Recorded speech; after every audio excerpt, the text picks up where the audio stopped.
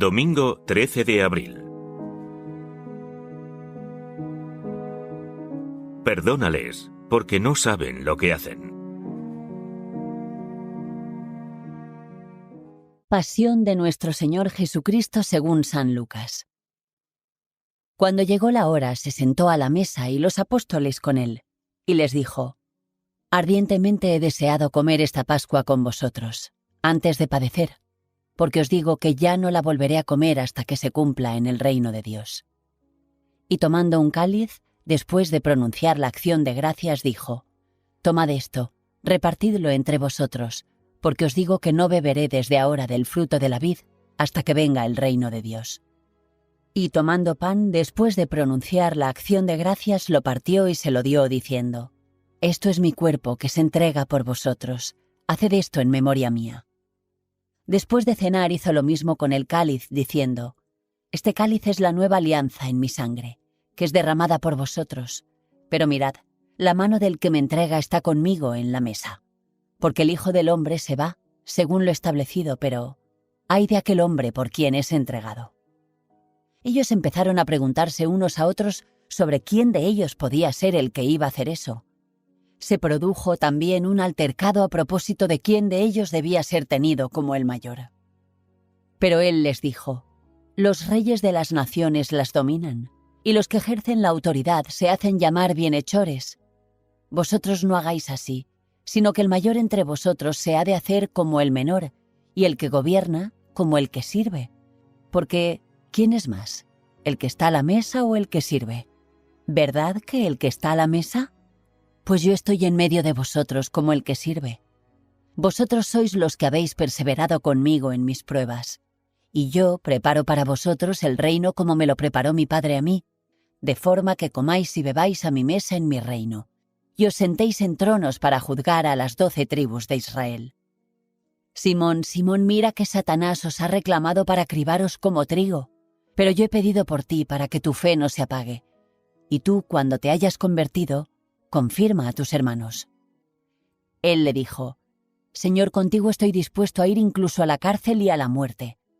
Pero él le dijo: Te digo, Pedro, que no cantará hoy el gallo antes de que 3 veces hayas negado conocerme.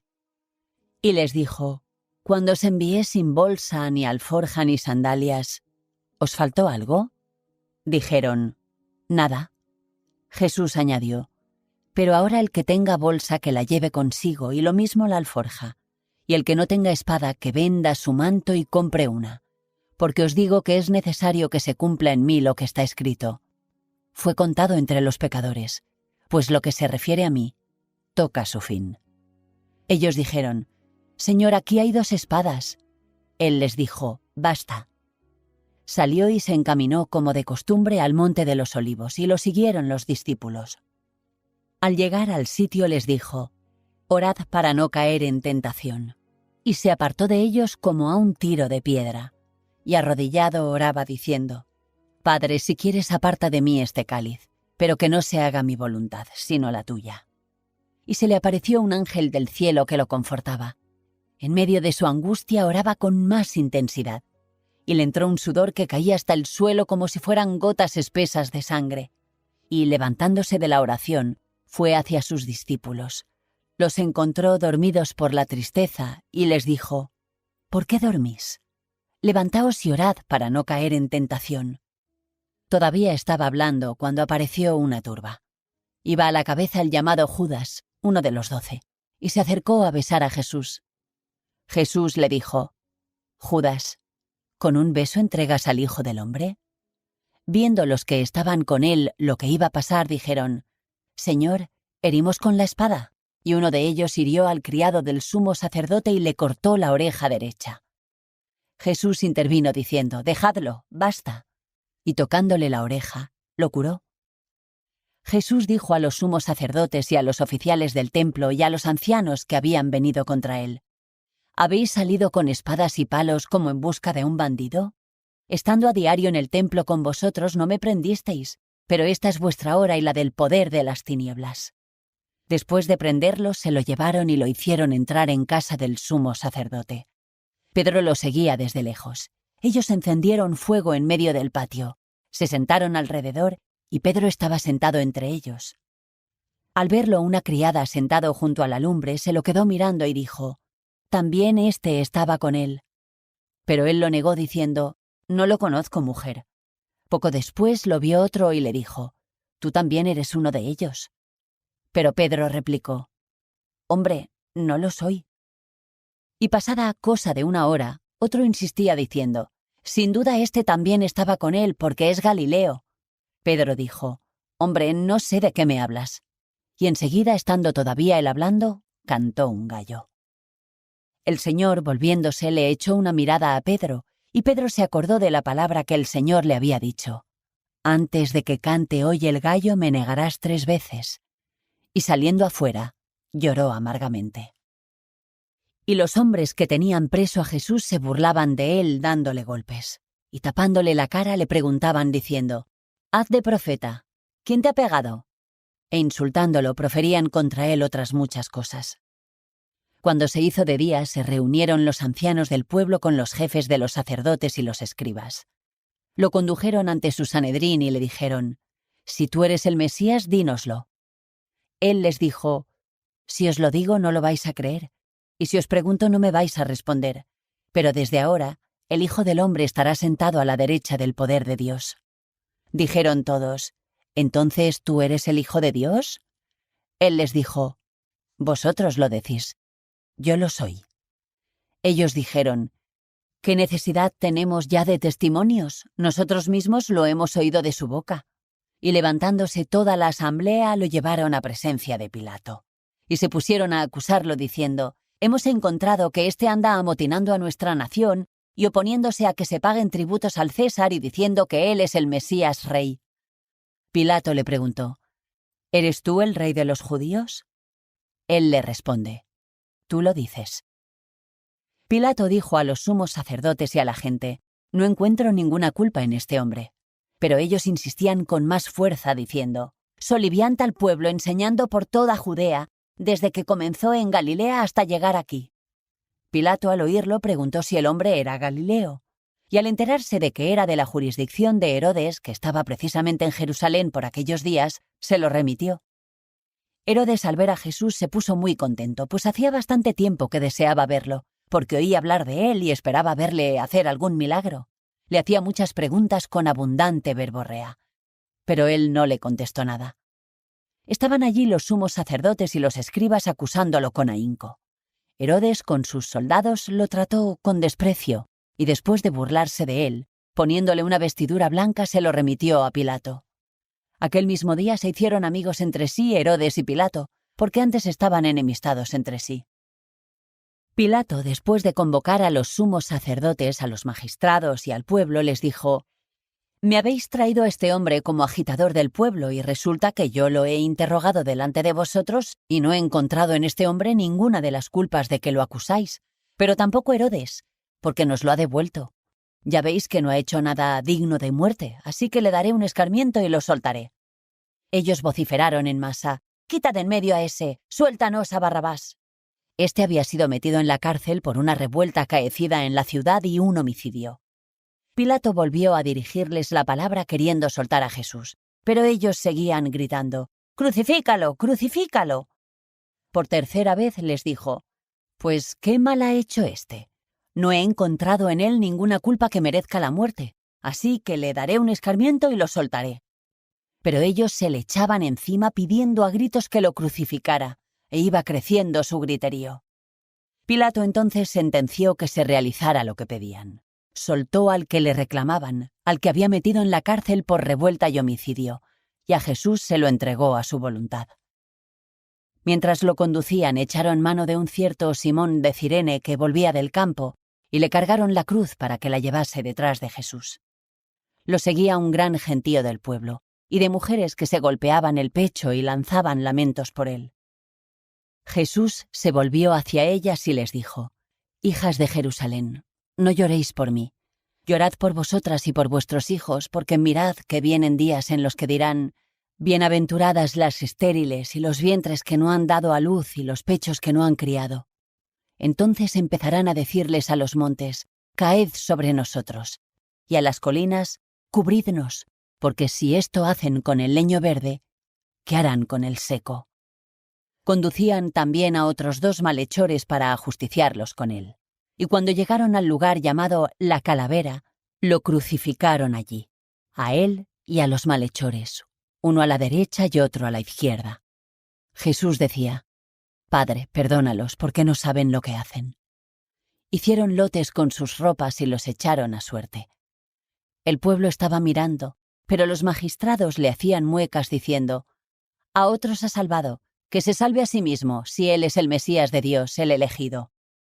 Se burlaban de él también los soldados, que se acercaban y le ofrecían vinagre, diciendo: Si eres tú el rey de los judíos, sálvate a ti mismo. Había también por encima de él un letrero: Este es el rey de los judíos. Uno de los malhechores crucificados lo insultaba diciendo: ¿No eres tú el Mesías? Sálvate a ti mismo y a nosotros. Pero el otro, respondiéndole e increpándolo, le decía: ¿Ni siquiera temes tú a Dios estando en la misma condena? Nosotros en verdad lo estamos justamente porque recibimos el justo pago de lo que hicimos. En cambio, éste no ha hecho nada malo. Y decía: Jesús, acuérdate de mí cuando llegues a tu reino. Jesús le dijo: En verdad te digo, hoy estarás conmigo en el paraíso. Era ya como la hora sexta y vinieron las tinieblas sobre toda la tierra hasta la hora nona, porque se oscureció el sol. El velo del templo se rasgó por medio.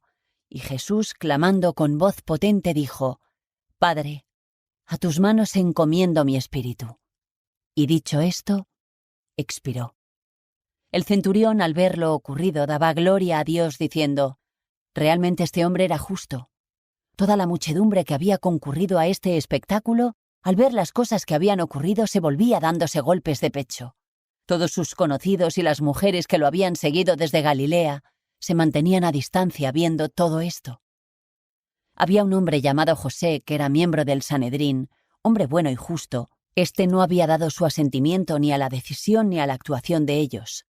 Era natural de Arimatea, ciudad de los judíos, y aguardaba el reino de Dios.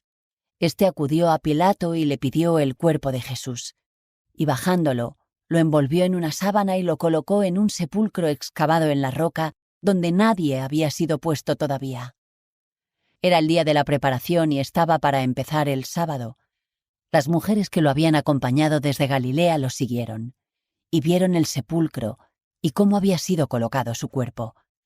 Al regresar prepararon aromas y mirra, y el sábado descansaron de acuerdo con el precepto.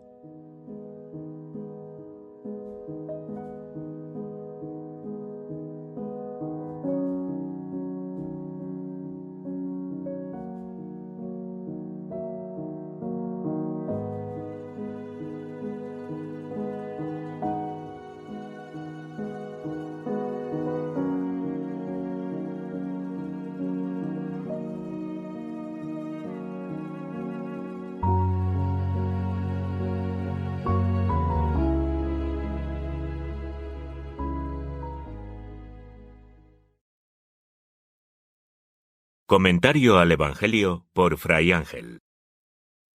Quizá hoy no es recomendable hacer largas homilías. El relato de la Pasión según San Lucas es tan rico en contenidos que cada detalle y cada reacción de los personajes bien podría dar pie a un comentario homilético. Pero no es posible emprender tal empresa en este espacio. La lectura reposada y nuestro escuchar orante del relato lucano durante la celebración litúrgica de hoy nos harán descubrir cómo la actitud de Jesús es de serenidad, perdón y entrega absoluta a Dios. Queremos detenernos en 3 palabras. De todos es conocida la expresión las 7 palabras, referidas a las últimas que Jesús pronunció en la cruz según los Evangelios. Lucas nos ha dejado 3 de esas palabras. Perdónales, porque no saben lo que hacen. Hoy estarás conmigo en el paraíso. Padre, en tus manos encomiendo mi espíritu. Vamos a acercarnos brevemente a cada una. Perdónales, porque no saben lo que hacen. Esta palabra parece no encajar en lo que está ocurriendo. Después de ser traicionado, negado, golpeado y clavado en la cruz, ¿cómo lo primero que sale de los labios de Jesús es perdón? cómo, antes de confiar su espíritu al Padre, suplica compasión para sus verdugos. Humanamente, parece impensable. Pero hay biblistas que afirman que esta palabra es clave, imprescindible. Es la que hace que el texto se ajuste a los cálculos de Dios. El perdón es fundamental en Lucas. La parábola del hijo pródigo lo ejemplifica. Jesús, en su mayor dolor, sigue siendo coherente con su predicación. Después de proclamar las bienaventuranzas en el Sermón del Llano, la primera indicación fue: amad a vuestros enemigos, rezad por los que os injurian. Jesús, al extender los brazos en la cruz, acoge a todos. Así condena el odio, la ira y la dureza de corazón del ser humano de todos los tiempos. Hoy estarás conmigo en el paraíso. Solo Lucas pone voz al que se conoce como buen malhechor. En él descubrimos que era consciente de la injusticia cometida con Jesús. Sabía que el destino de Jesús iba más allá de este mundo. ¡Qué paradoja! Un delincuente condenado a muerte reconoce a Jesús como portador de un reino de felicidad plena. Mientras Pedro había negado conocer a Jesús, este hombre supo ver en Jesús la puerta del paraíso. Esta palabra nos lleva a contemplar que en una vida repleta de errores siempre hay posibilidad de transformación. La conversión habla del hoy misericordioso de Dios que cambia la necedad del hombre por sabiduría. El buen malhechor no pidió honores, solo imploró ser recordado.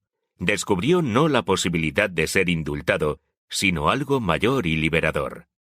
La palabra de Jesús le abrió en ese instante las puertas de la felicidad. Su conversión sincera, su confianza en Dios y su oración quedan como ejemplo eterno.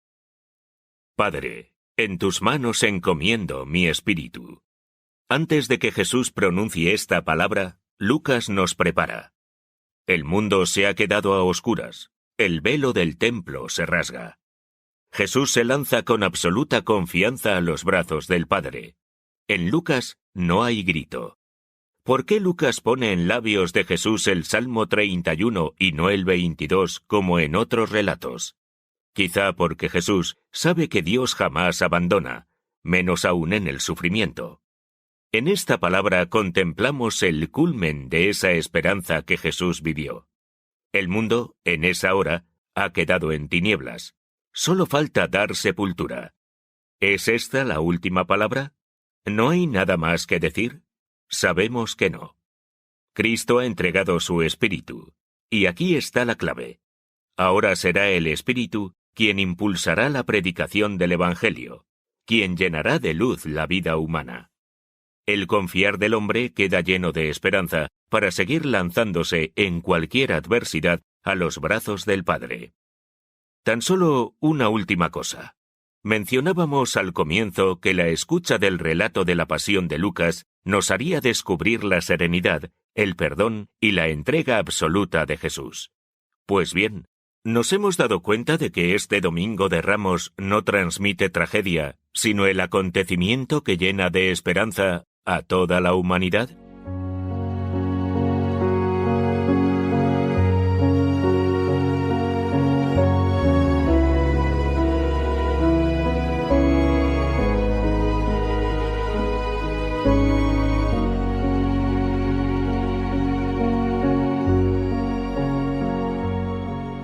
Comentario al Evangelio de hoy por Dominicos. Disponible también en los canales de YouTube y WhatsApp. Más información en dominicos.org.